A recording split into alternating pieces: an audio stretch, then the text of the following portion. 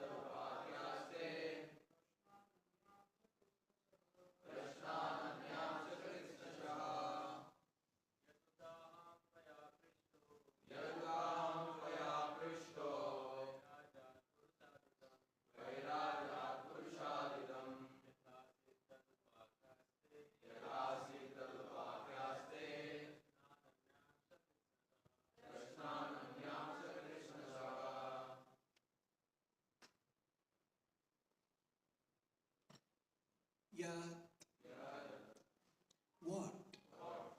Uta is however. Aham I. Tvaya by you.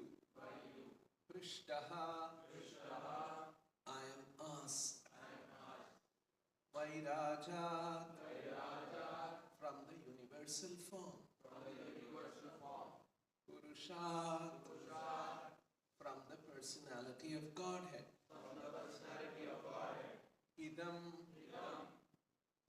this world. Yatha as is. Asi was. Tat that. Upakyaste I shall explain. Prashnan all the questions. Anyan others. Cha as well as. Kritsnashaha in great detail. Translation and purport by His Divine Grace, A.C. Bhaktivedanta Swami Srila Prabhupada. O King, your questions as to how the universe became manifested from the gigantic form of the personality of Godhead, as well as other questions, I shall answer in detail by explanation of the 4 verses already mentioned. Translation with repetition. O King, your questions as to how the universe became manifested from the gigantic form of the personality of Godhead, as well as other questions, I shall answer in detail by explanation of the 4 verses already mentioned. Purport by Srila Prabhupada.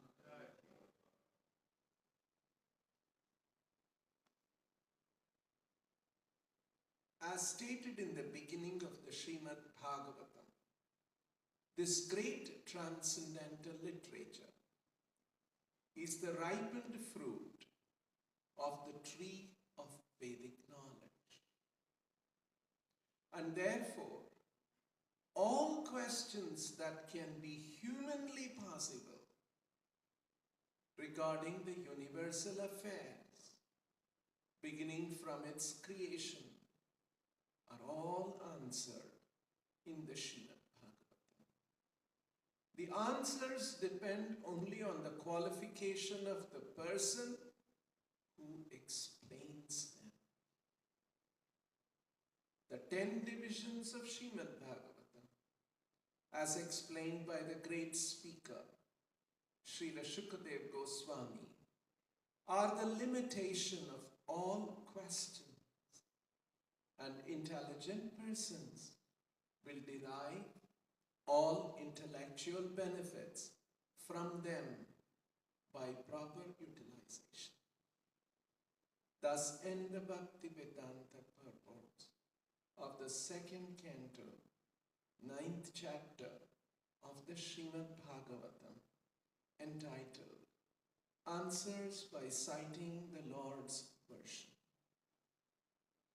Om Ajnanatimidandhasya Jnananjanashalakaya Chakshurunmilitam Yena Tasmai Shri Gurave Namaha. Nama Om Vishnupadaya Krishna Veshaya Bhutale Srimate Bhaktivedanta Swami Niti Namine.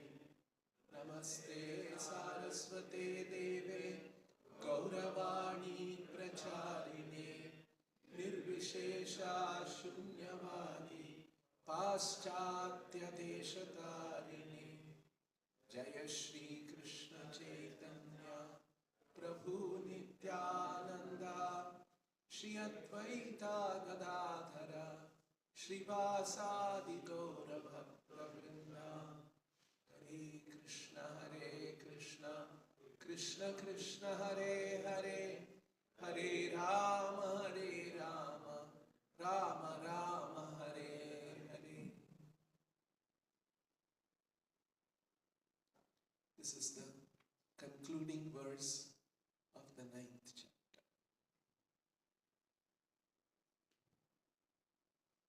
And Shukadev Goswami is speaking. Yadutaham tvaya prushto, tvaya prushtah. He is referring to the questions that Parikshit has asked. That's why it says, O King. It's referring to Maharaj Parikshit. Tvaya prushtah. Maharaj Parikshit has asked a set of questions. Aham, I shall explain. Aham Vairajat Purushat Idam Yathasi. Vairajat refers to Virat, refers to Virat Purusha, universal form of the Lord. Vairajat Purushat. Purushat Vairajat, meaning the universal form of the personality of Godhead. So, Krishna or Vishnu and Vishnu's Vairajat, Virat Purusha. And from that, Idam Yatha Asi. This universe that we see, this universe, Yatha Asi. Idam Yatha Asit, in the sense of as it is manifested.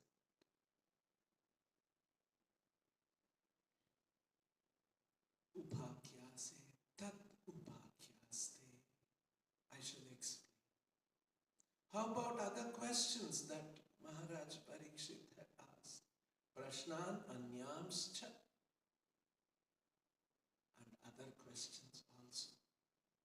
He had asked questions about Idam Yathasit, how this universe is manifested. I shall explain. Prashnams, Prashnamscha, and other questions also you have asked. Upakyaste, I shall explain. And how I shall explain? In some speculative way, in some superficial way, in some other, somebody's opinion. Kritsnashaha upakyaste. I shall explain in great detail, in completeness, in fullness, comprehensively. I shall explain. So, Kritsnashaha means complete, full, comprehensive, all-encompassing, nothing left out. Like that I shall explain. So that is why Prabhupada is writing, O King, your questions as to how the universe became manifested, idam yatha asi, from the gigantic form, Vairajat idam yatha asi. From the gigantic form of the personality of Godhead, Purushat Vairajat idam yatha asi. As well as other questions. Prashnan anyamscha. I shall answer in detail. Kritsnashaha. By explanation of the 4 verses already mentioned. 4 verses have been mentioned, and those are called the seed verses, Bija Shloka of the entire Bhagavatam. From the Bija, a whole tree comes. In the same way, from those 4 verses, you can expand answers for all these questions that Maharaj Parikshit has answered. Very beautiful verse.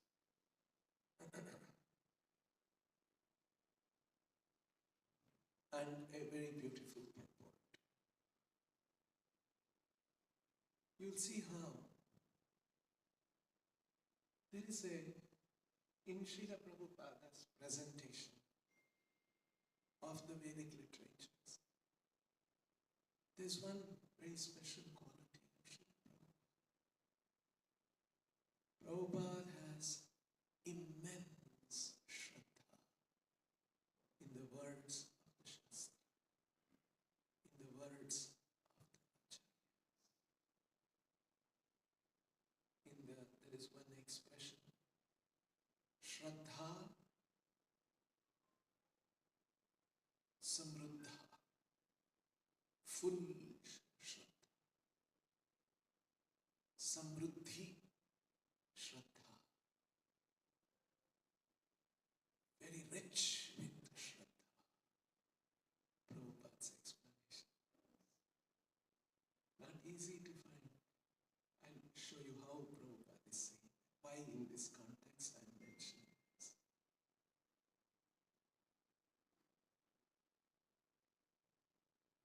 Chaitanya Charitamrita says, the level of Shraddha indicates the position of a devotee. A devotee who has Komala Shraddha. Komala means flower, very tender. Flower can be crushed easily, right? Because it's very tender. So Komala Shraddha is the characteristic of a Kanishta Adhikari, a preliminary devotee. A devotee in the early stage of development. His Shraddha is Komala. If he hears some alternate arguments, he gets shaken. Oh, Is that so? See? Or he does not have to hear. Some anartha from his heart will bubble. He'll get shaken. Some material desire will come. He will not remain fixed in Krishna conscious principles and values. He gets shaken because his Shraddha is gone. On the other hand, Uttama Bhakta, Uttamadhikari Bhakta, his Shraddha is described as Praudha Shraddha. Praudha means most evolved, most mature, steadfast, unwavering under all circumstances. So, this is the indication of a Praudha Shraddha Bhakta. We see Srila Prabhupada, he went around the world, met many scholars, met many people, philosophers, writers, thinkers, and sometimes they would put forth their arguments on how Prabhupada strongly, very effectively, with reason, with quoting from the Shastra, very soundly established the importance of bhakti to Krishna, about Krishna. So, Prabhupada begins the purport by saying, as stated in the beginning of the Srimad Bhagavatam, this is second canto, 9th chapter, beginning of the Srimad, first canto, first chapter, probably, first few verses probably. This great transcendental literature, in the beginning of the Srimad Bhagavatam, this great transcendental literature, as stated in the beginning of the Srimad Bhagavatam, this great transcendental literature is the ripened fruit of the tree of Vedic knowledge. Which is the verse Prabhupada is referring to? Who can say? Exactly. Nigama kalpataror khalitam phalam. Phalam means fruit. Galitam phalam means ripened fruit. Just like we have mangoes there. They are green mangoes. Maybe they are galitam inside, or at least externally. So, phalam, galitam phalam, ripened fruit. Because green mango, you can make pickle out, you cannot eat it. It's still sour. It's not mature yet, isn't it? The sweetness has not come, the flavor has not come, it is yet to come. So, galitam phalam, nigama kalpataror galitam phalam. Nigama means Vedic knowledge. And nigama kalpataror galitam phalam. Kalpataru. Kalpataru. Taru is a tree. Kalpataru means a tree which can give all kinds of desires. You can, kalpana you can do. Vedic literatures will give you idea how to fulfill that desire. That's why it's called kalpanataru or kalpataru. If someone desires, I must have good life in this world, Vedas will give you direction, and that is called Karmakanda portion of the Vedas. How you can have good health, good prosperity, good family, good wife, good husband, good home, good fame.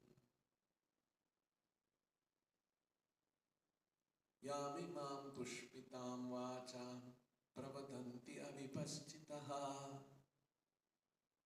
This is called Pushpitam Vacham. The Vedas have Pushpitam Vacham. Pushpa also means flowers. Flowery words the Vedas have. Oh, you want good life, good prosperity. Yes, this is there. Bahulam Vishalam. Elaborate descriptions are there. You do this yajna, you do this one, you do this vrata, you do this tapasya. By doing all that, you will get punya. And with punya, all kamatmana, all your desires will be fulfilled. But Krishna has used one word. This is for avipaschita, not very intelligent people. Yamimam pushpitam vacham avipaschita. It is not for the very intelligent people. Because all these great life, prosperity, family, home, wealth, name and fame, those are temporary benefits. It will not stay with us forever.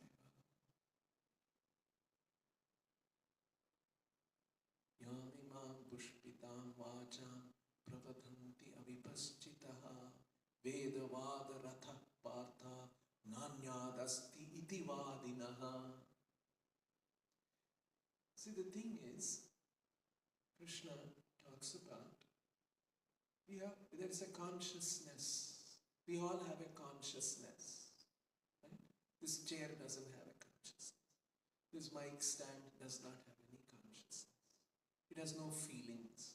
It has no intelligence. It has no rationality. It doesn't exhibit any rational behavior. These are inanimate. But human beings, even animals for that matter, even insects, even birds, they all have chetana. They have consciousness.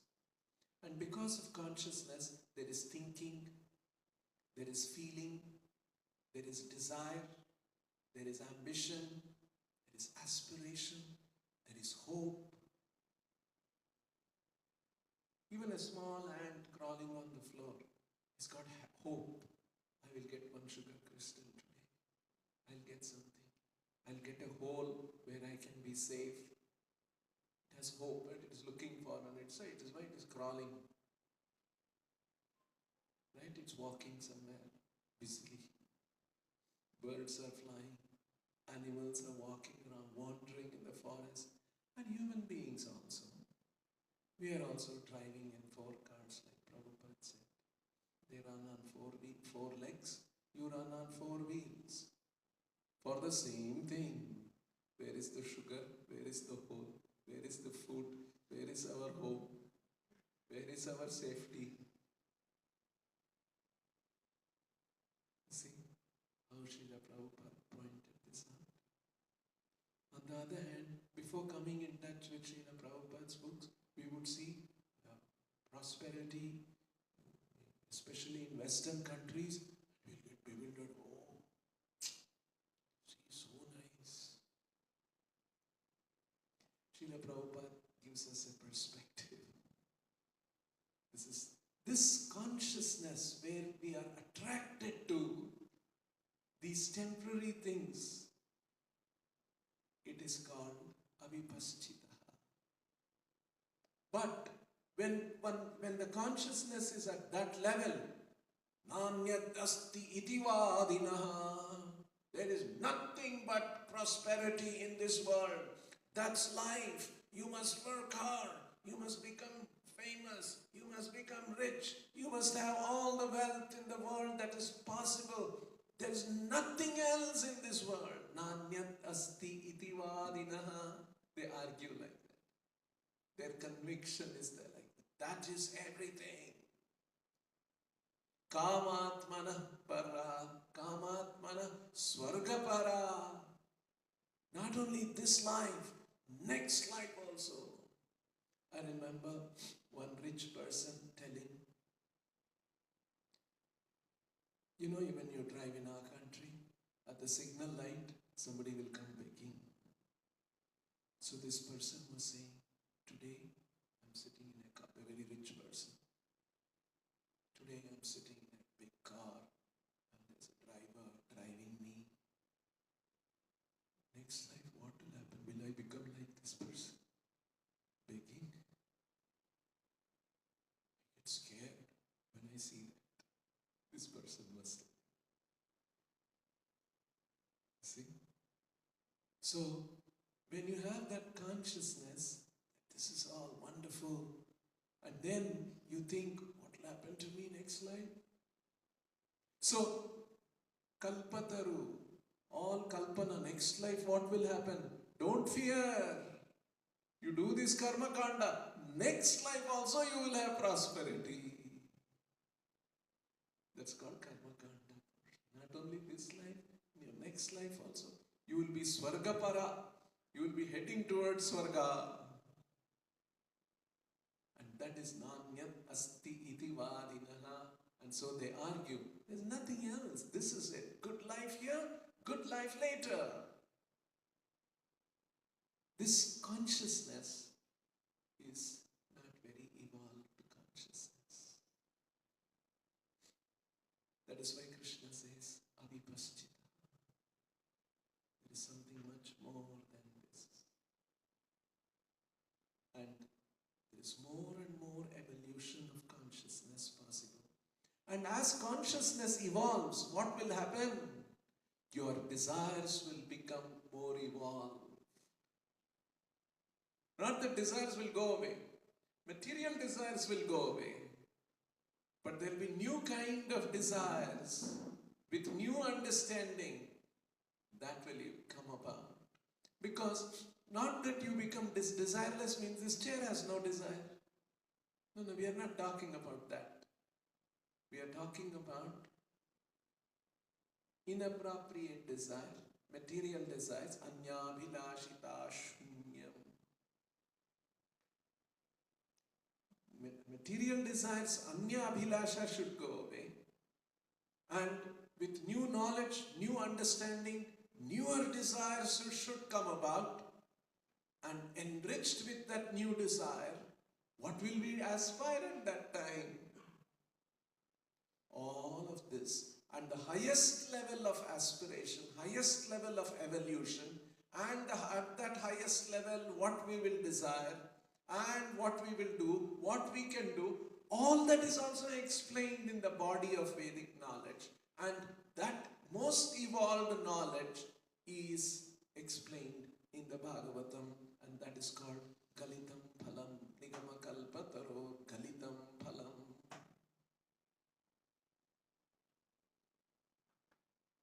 So these words in the Bhagavatam are not to be taken lightly, and that's what Srila Prabhupada is pointing out. That's why he says, as stated in the beginning of the Srimad Bhagavatam, this great transcendental literature is the ripened fruit of the tree of Vedic knowledge. And then Prabhupada is saying, and therefore, all questions that can be humanly possible regarding the universal affairs, beginning from its creation, are all answered in the Srimad Bhagavatam. Prabhupada often used to quote one verse, Vidya Bhagavatavadhi.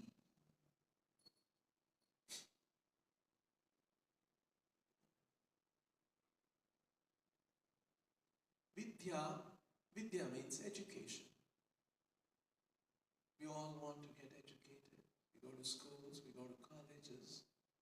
We want to go to premium institutions in the world because you will get good quality education there.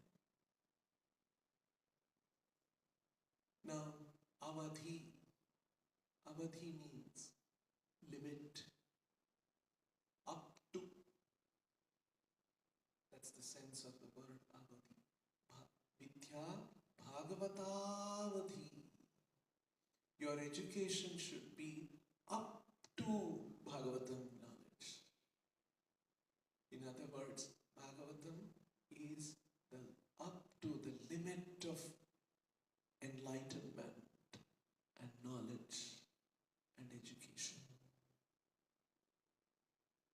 If someone has not come up to Bhagavatam, he's lacking. Bhagavat Vidya Bhagavatavati. And Prabhupada, when he was explaining this phrase in many occasions, Prabhupada said, the right understanding, the correct understanding of the Bhagavatam, because sometimes people have a misunderstanding of the Bhagavatam.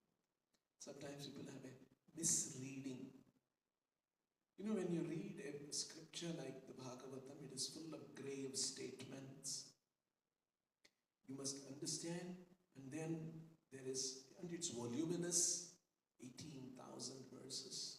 You may get lost. And what's the overall essence? We may miss the essence. And we may miss the meaning, we may miss the essence, we may miss the sense. There is a certain sense that's coming out of the Bhagavatam. Jai Shri Nitai Gauranga Ki.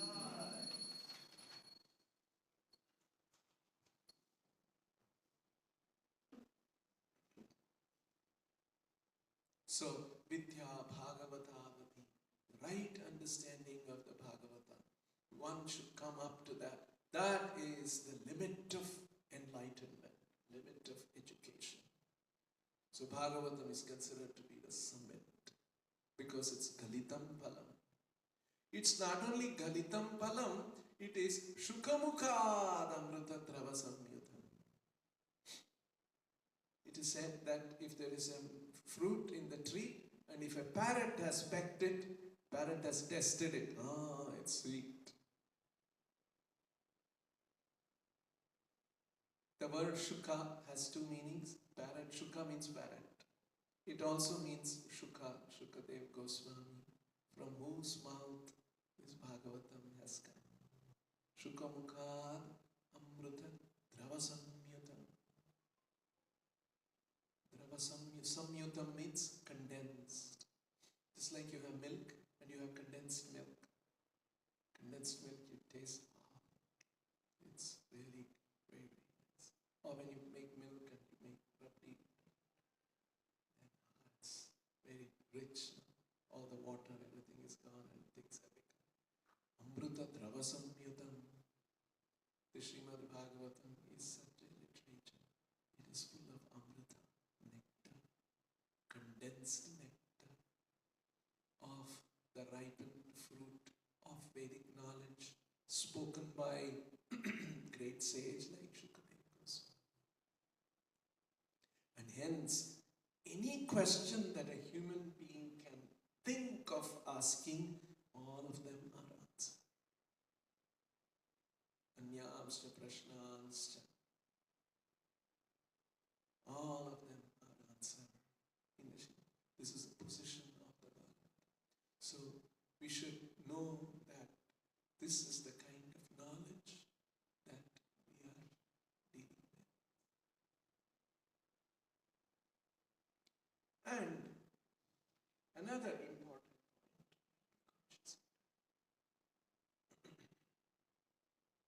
point. Another important point is here. Idam yatha asi.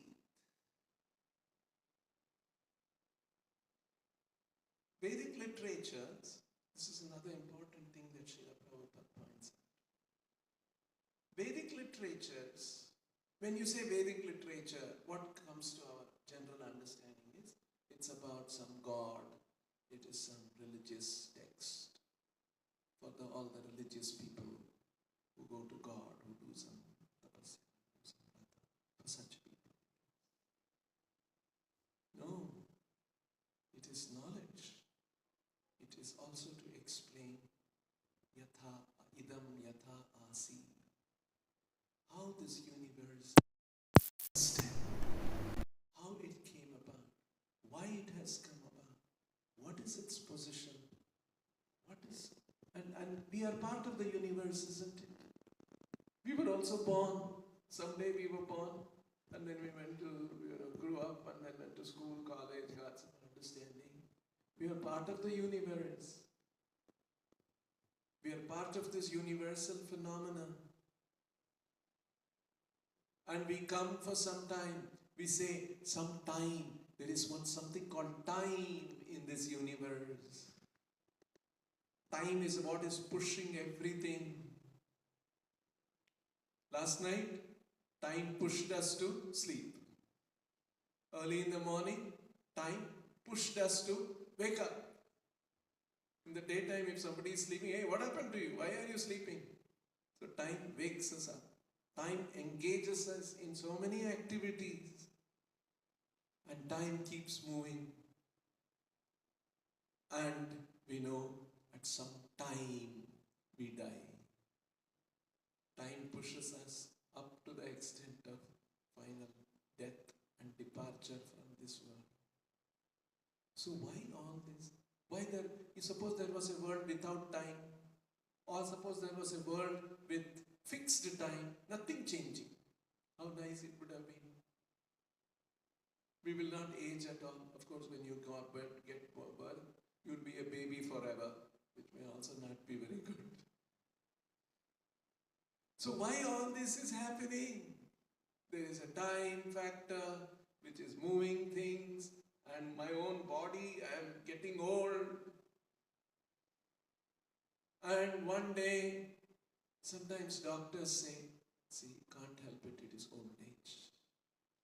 We are trying our best, but heart is failing, heart is kidneys, you know what to do. We are trying our best, but age is a factor. This person is 89 years old, 90 years old. How much we can do? We are trying our best. So like that, doctors say, age. So like this, why this world is there, why we are there, we come and we go. Where did we come from? Where did we go? Where will we go? Why all this is designed in that way? These are called fundamental existential questions. This is one of the wonderful and unique contributions of Srila Prabhupada. He presents the Vedic literature not merely as a religious scripture, but an explanation of the universal existential truth about everything. That's why it is called Kritsnashaha Upakyaste. Shukadeva Goswami is explaining completely about idam yathasi. Why does this world exist the way it is existing? You see that sense? One scientist asks this very intelligent question. It's a very striking question. Scientists are trying to find out how the universe is working. We know the famous story. One scientist saw an apple fall to the ground and he started thinking, why did the apple fall? Right? Brilliant question. And he started thinking and figuring out, and he came up with the theory of gravity.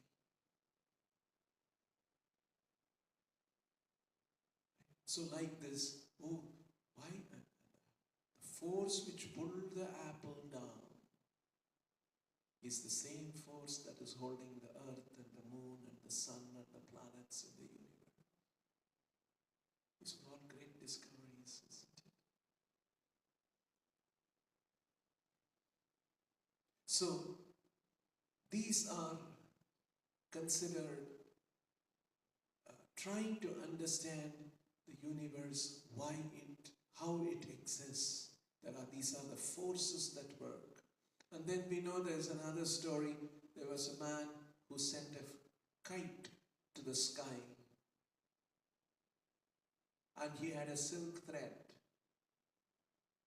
Now, I don't know why he used silk thread, for whatever reason. He sent a kite with a silk thread.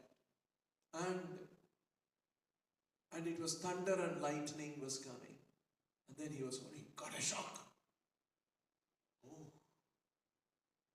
They never had that idea before. Then he understood,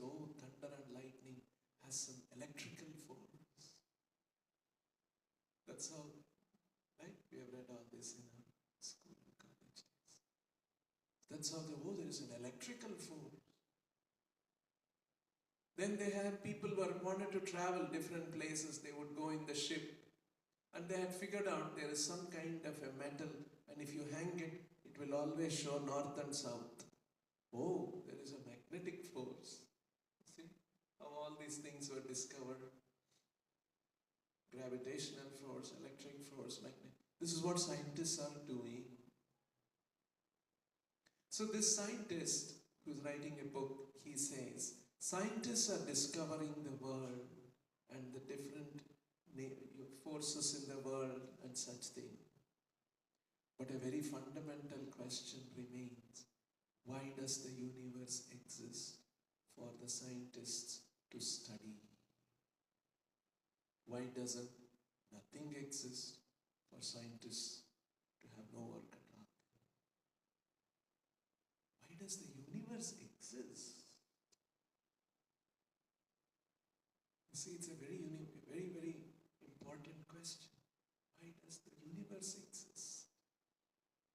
So in fact, the Vedic literatures point out, even that, why the universe exists is an incomplete question. The scientist must ask, why does the universe exist? Why does the scientist exist? Who is asking all these questions? Isn't it? We are here, we are studying science, we are asking, why does the universe exist? Why am I existing? For me to ask, it's even more fundamental than the universe existence. It is even more primary. Because I exist, I am asking about the universe. Why do I exist? You see how Vedic literatures point out these things?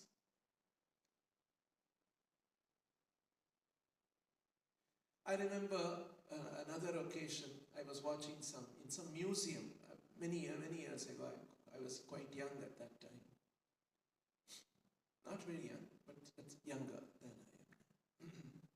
That movie said, it was a science movie on human body, on human beings, or human body, or something like that. Can't remember the detail. The narrator said, human beings come in two forms, male and female. So, a very fundamental question comes. Why human beings come in two forms, male and female? Why not three? Why not only one? So it would have solved a lot of problems. Somebody will say. Why in two forms? Why not three? Why not five? Anatomically, two forms. Male forms, female forms. What is the reason? What is the basis? What is it? Now, Vedic literatures provide answers to all these questions. And these are the things that Srila Prabhupada explained. Prabhupada brings up these Vedic literatures. Of course, you can read from a religious angle. There is a religious layer of understanding. Very true. But there is even more layers of understanding to answer the very existential question. Why there are two forms of human bodies or even animal bodies, male form and female form? Why is it so? Why does the universe exist? Why we exist?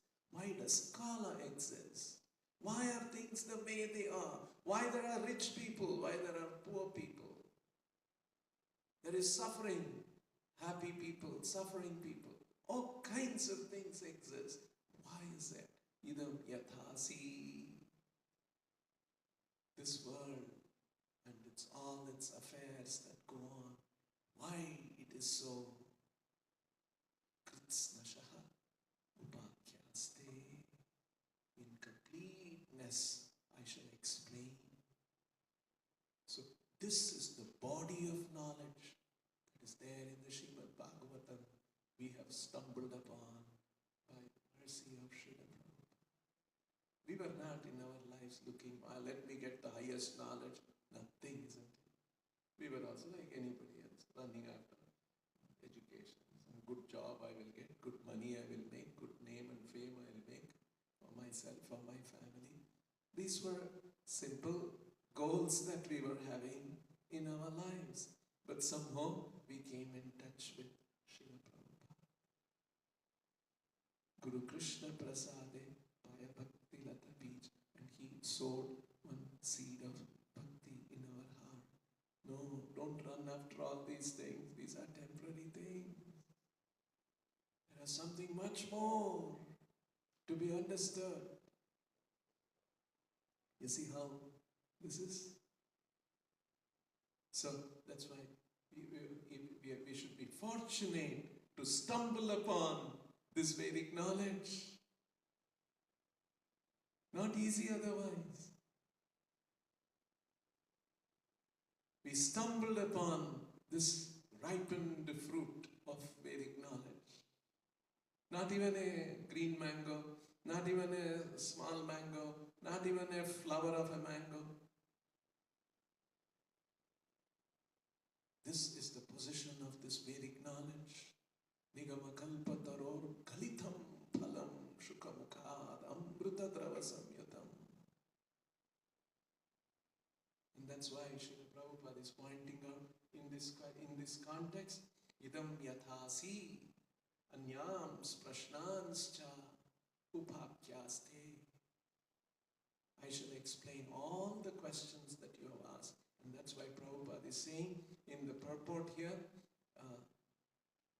all questions that can be humanly possible regarding the universal. I'll give another example. These are all brilliant scientists who have asked these questions. Okay, there's another question.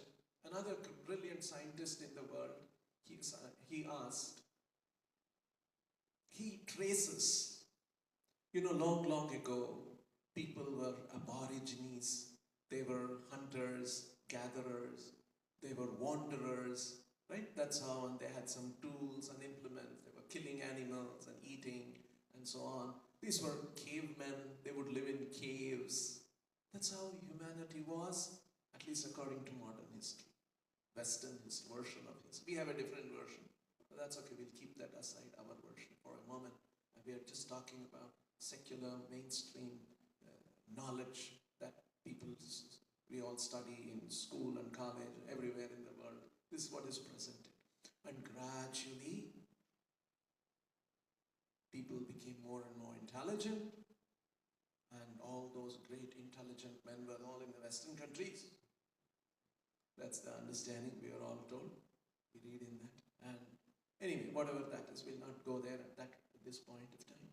And then, so many people, human beings became more and more intelligent, more and more enlightened, and they discovered gravity, they discovered magnetism, they discovered electricity, they discovered so many things. And with all those things, we have science and technology, we have mobile phone today. You can travel by aircraft and all these kind of things have happened. And people have learned how to organize human societies with economic development. It's a very complex world, we may say, but we have developed it very well. And our understanding has improved a lot.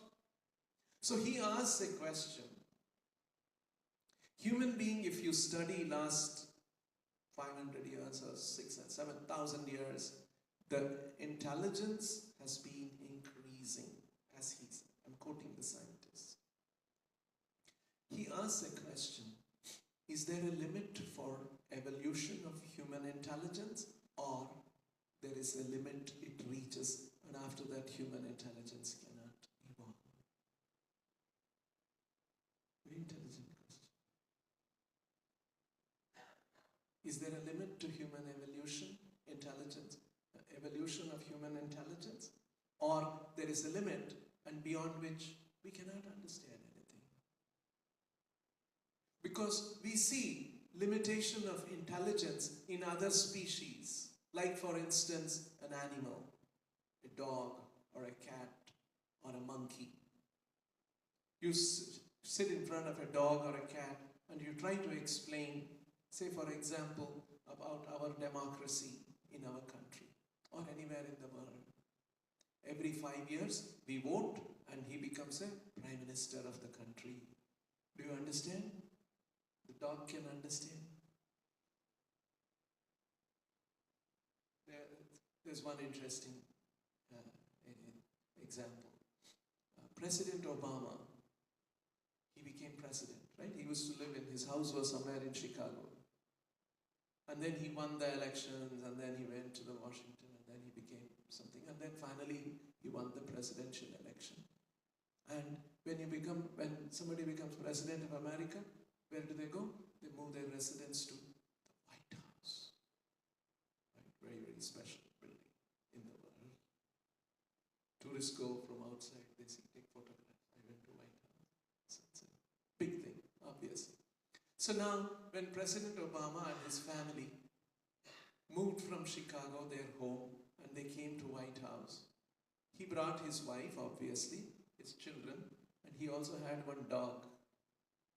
He brought the dog also. And he was president for 8 years. So the dog was also living, and the children, everybody grew up. The wife knew, we are in the White House. And even children, as they were growing, they were also understanding, Papa is president, and we are living in the White House. Did the dog understand Papa is president? My master has become president of America. Did the dog understand? What are you? Do you understand? You are in the White House. Dog didn't understand. He was just, we would eat the same similar thing and sleep in the same way. Nothing he could understand. You see, the dog's intellect is up to one level. It cannot go beyond that. Even though democracy, all these things are important, being in the White House and then move out after 8 years, so many things, these are all important things that happen in our world. They have no understanding of that. In the same way, is there a limit for human intellect, about which, with the human intellect, we understand certain things, but there are beyond that, there are so many other things happening, we cannot understand. Is it so? It's a good question, isn't it? That's why this scientist is asking, is there a limit to human intelligence beyond which we cannot understand? But there is reality, there is truth, there is things to be understood. Whatever we do, we cannot. Is it so? Vedic literature has given an answer. Look at this. How Prabhupada is saying, all questions humanly possible. And these are all brilliant questions that brilliant scientists have asked in the world. And Bhagavatam gives an answer to all this. So this is not an exaggeration. Nigama kalpataror galitam palam. This is not an exaggeration. It has all the answers. And that's why Prabhupada is explaining. The answers, therefore, all questions that can be humanly possible regarding the universal affairs, beginning from its creation, are all answered in the Srimad Bhagavatam. The answers depend only on the qualification of the person who explains them. If the person is qualified, he can explain more. And what is that qualification? And what is that highest qualification? Tesham satata yuktanam bhajatam priti purvakam. Priti purvakam bhajatam satata yuktanam bhajatam priti purvakam. Dadami buddhi yogam tam enamam upayantite. That pinnacle of intelligence I give, Krishna says. What is the qualification? Priti purvakam bhajatam. One who worships, bhajatam, you can say worship, you can say serves Krishna with priti purvakam. Priti purvakam means full of priti, full of bhakti. Priti is an advanced stage of bhakti. With such devotion, if one serves Krishna, dadami buddhi yogam tam, he gives the buddhi. And what will we achieve by that? Ena mamupayanti te mamupayanti. They come to me. They come to Krishna. Yad gatva na nivartante tadhama paramam mama. And once we attain him, we don't come into this material world of suffering and temporary material world. So, it depends on the qualification of the person who explains them. And then Prabhupada is saying the 10 divisions of Srimad Bhagavatam as explained because in the next chapter, Prabhupada is setting an introduction to the next chapter. In the next chapter begins by Shukadeva Goswami describing 10 topics. This Bhagavatam will describe. And those 10 topics, when it's expanded and understood, it is the complete understanding of the universal affairs, this world and beyond this world, and why all these things exist. Why we come into this world, who are we, why this universe exists, why it exists in this way, everything is explained. And so, the 10 divisions of Srimad Bhagavatam, as explained by the great speaker Srila Shukadeva Goswami, are the limitation of all questions, and intelligent persons will derive all intellectual benefits from them by proper utilization. Now, one last point. We as devotees in Krishna consciousness, we are very fortunate that Srila Prabhupada has presented this Nigama Kalpataror Kalitam Palam, and we are practicing. Not that we are perfect. This is also a very vast knowledge that has to be practiced and internalized and become fully conversant and fully realized. Not easy. It takes time. It takes time of serious application of mind, intelligence, and effort, and attention. It takes, naturally. Another important thing is, because this is ultimate of knowledge,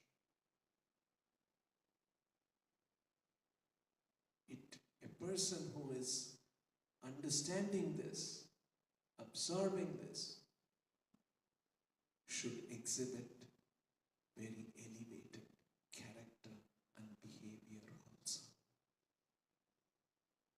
It's not that this is all high knowledge in my head, but my activities are like anyone else, ordinary person. No. If my thinking is elevated, if my understanding is elevated, if my consciousness is elevated, it has to manifest in elevated behavior. That is why Chaitanya Mahaprabhu said, Apani Achari, by your achar, by your conduct, how you conduct yourself in this world, also has to improve. It has to reflect the great learning in the heart of a person. So we can't say, this is very Nigama Kalpataror Galitam Palam, but I am practicing this, I am following this, but my activities are really very, very low, behaving like anyone else in the material. There's one anecdote from Srila Prabhupada's life that comes to my mind now. Srila Prabhupada was traveling in a flight with a few devotees, maybe 3-4 devotees were there. You know, the Prabhupada travel, this was all in 1970s. In 1970s, when you travel in an aircraft, you can choose your seat, whether you want to be in the smoking zone or the non-smoking zone. There was a time, again it started in the Western world, that smoking is bad, and then smoking should not be shown in theaters, in cinemas.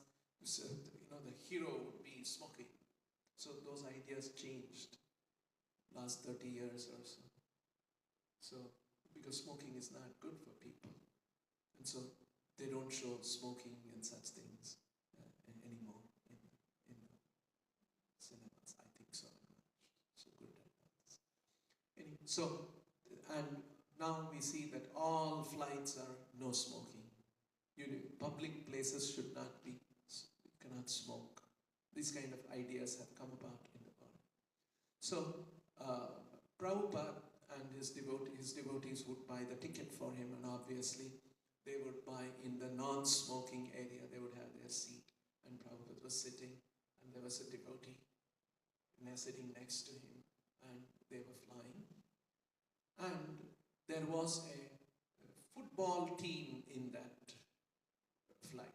There's football people players are rough people, strong people. And they started talking loudly, and they started lighting cigarette, and they were smoking, and there was a lot of smoke. And so Prabhupada was sitting, and he was chanting, and this devotee he was getting very disturbed. Why these people are doing like this? This is a non-smoking zone, and they are speaking so loudly, they are smoking, and it's disturbing my spiritual good heart. So he went and started talking to them. This is non-smoking, like how a devotee would feel disturbing Prabhupada, and he spoke like that. And then they got into an argument. These rough people they got into an argument, and then something, and then Prabhupada was watching all this going on.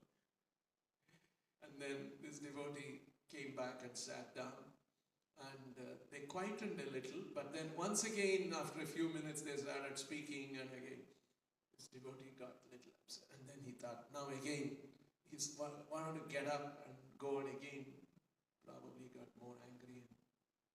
So Prabhupada tapped him and said, just sit down. And then Prabhupada said, don't be like an ordinary human being. We tolerate all these inconveniences. Prabhupada didn't want him to go and again pick a quarrel and fight with the people. And, all those kind of things. Just leave it.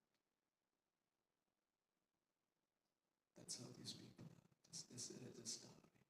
Few hours, few minutes, few hours. Don't be an ordinary human being. This was the instruction. Because we are following a very elevated path, we must learn how to tolerate people who don't have the sense, who don't have this kind of fineness, careful behavior, sensitive. Just tolerate. Don't be an ordinary human being. So we are not supposed to be ordinary human beings, because Prabhupada has blessed us with extraordinary knowledge. So it must reflect in our character. It must reflect in our behavior. We can't be saying my thinking is at that level, my activities are at this level. If your thinking is at that level, your actions and character also should be at that level. So these are some of the wonderful things in this verse, last verse of this chapter. Any questions? Yes.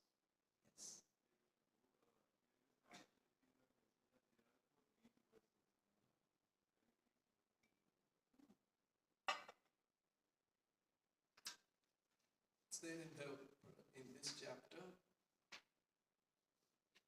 Evasam evakare. You can look up in the. What's the verse number? 33. Okay. Aham eva asam eva akre. 9th chapter, 2nd chapter, canto, 9th chapter, 33rd, 34, 35, 36. These 32, huh? Those. No. 33 onwards. 33 onwards. And all these verses have 6-7 pages of purport. It's actually very, very,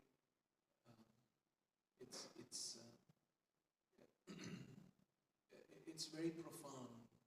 It requires a lot of explanation and reading that. You should read that.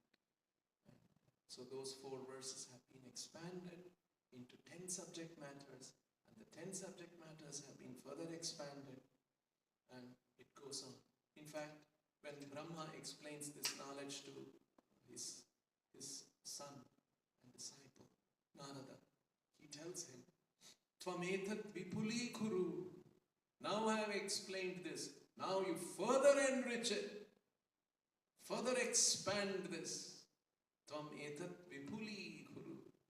And so Narada further explains and expands that knowledge in his teachings to Dhruva Maharaj, in his teachings to Yudhishthira Maharaj. So many occasions Narada expands that knowledge. And then he expands that knowledge to one important disciple of Narada, Vedavyasa.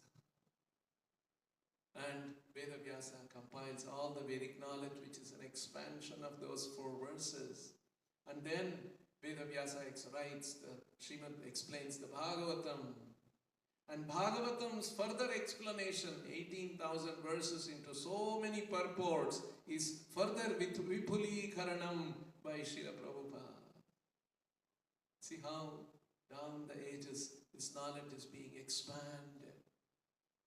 Just like we see here in today's verse, how the verse says, Kritsna Shaha, and Prabhupada is explaining that this is the pinnacle of knowledge. This is all questions humanly possible are answered in the Srimad Bhagavatam. So like this, this knowledge is not static. When we say that this knowledge is coming in parampara, we don't add anything, we don't subtract anything. This is as it gives a certain feeling that it looks like it's like a static, fixed, and it's not changing. Of course, it doesn't change. It looks like it is stuck somewhere. No. Even though it is unchanged, and even though it is received, it can be further expanded based on the qualifications of the speaker. So this is another very unique feature of this transcendental knowledge. It is the same knowledge, nothing changed, but can be enriched and expanded according to one's realization, according to one's qualification. This is the beauty of this transcendental. Any other question? Yes, Yarina.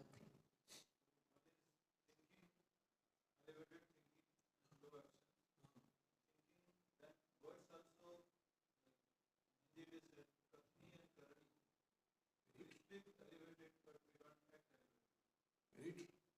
You see, if there is elevated thinking, 3 things should happen. His elevated thinking should result in words, desires, and action. His desires also should be elevated. No, I only give an elevated class. After that, my thinking is quite normal. No, it can't be. No, I give elevated class, but I speak all not so elevated.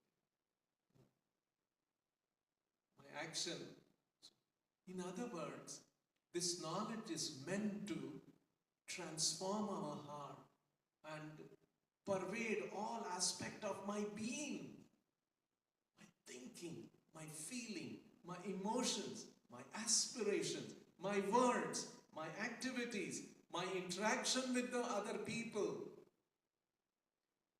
So this is supposed to bring about a complete change in the personality, in the person. That is what this knowledge is about.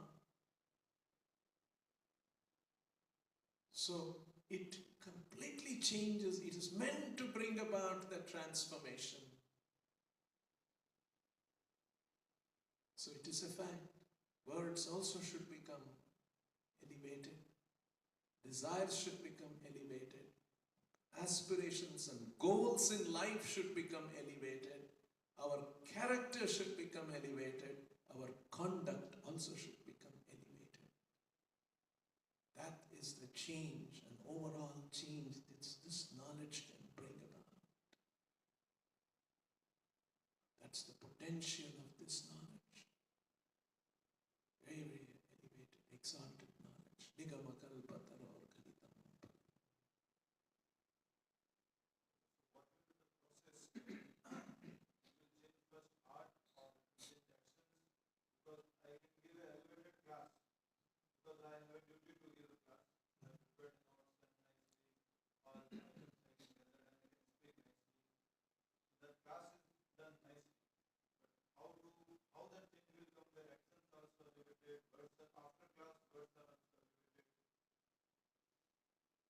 That's why this verse, this statement is there. Guru Mukha Padma Vakya Chittete Koriya Aikya. The words of the spiritual master should become one with our heart, or the words of the spiritual master shall direct my thinking, actions, behavior, my conduct, everything. So, this is called regulated life, regulated bhakti life. So, we must, Prabhupada's words, our Acharya's words should direct how we should conduct ourselves. So, in all aspects, we should, there is one statement by Srila Prabhupada. Prabhupada said, a disciple should think that my spiritual master is constantly watching me. Suppose you are in the presence of the spiritual master, how you will carefully conduct yourself. You see, Prabhupada is watching.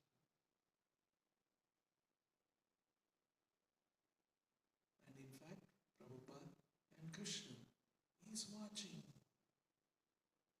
Ishvara sarva bhutana riddhesha junatishtati brahmayan sarva bhutana yantra rudhani mayaya. Krishna is seated in the heart of every living entity and is conscious. Abhigna swara. He is fully anvayad itarataha abhignaha. Krishna is directly and indirectly conscious of everything in the universe. That's the characteristic of Param Satya. Janmadyasya yatonmayaditaratastartheshvabhignaswara. Krishna is conscious of everything. You know that story I've told? I don't know if you've told that story of banana. Okay, I'll tell that story quickly, shortly. There was one guru. Krishnapad, you know this story? One guru was there, a Vaishnava guru. He was teaching, small bunch of his disciples were there. And then one day, he had a basket and had bananas. At the end of the class, he was speaking on Bhagavad Gita. He taught this verse, Ishvara sarva bhutanam riddhesha junatishtati. Krishna is seated in the heart of every living entity. And so he gave them all one banana. And he told them, you eat this banana in a place where no one is watching you. And tomorrow come and tell me where you ate. And so he gave one banana to all the disciples. And then next day, again the guru was giving class. He asked him, where did you eat? Where did you eat? And one person said, I went in the evening by the side of the river. Nobody was there. There I ate. And someone else said, I went to some forest far away. I saw, make sure nobody was watching. I ate. And then one person said, I put a blanket over my head in the night, in the dark, and then I ate. All of them gave different examples how they ate. And then there was one more disciple. He was still holding the banana. Then I asked, hey, what happened? Why you didn't eat? Why you did not eat? So he said, Gurudev, You taught us yesterday, Ishvara Sarva Bhutanam Desharchana Tishtati. I couldn't find a place where Krishna is not watching me. And so I could not eat the banana. So he said, now you have understood the right thing. You see, there's no thing, there is no action, there is no thought of ours that Krishna is not aware. That is the meaning of Ananta. You see, this word we say, no? Unlimited, Ananta. Ananta is one of the words of one of the names of Krishna. He is unlimited. He is unlimited. And just look at this. If you take a glass of water, it is said there are a glass of water like this much water has 8 million microbes in the water.